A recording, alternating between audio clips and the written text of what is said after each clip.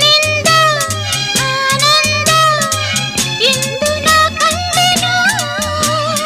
ಈ ನಿನ್ನ ಸ್ನೇಹವನ್ನು ಇನ್ನು ಎಂದೆಂದು ಬಿಡೆನು. ಸವಿಯಾದ ಮಾತಿಂದ ಹೊಸ ಬಾಳು ತಂದೆ. ಬಯಸದ ಬಳಿ ಬಂದೆ, ಬಯಕೆಯ ಸಿರಿ ತಂದೆ. ನಿನ್ನ ಅಂದಕ್ಕೆ ಬೆರಗಾದೆ.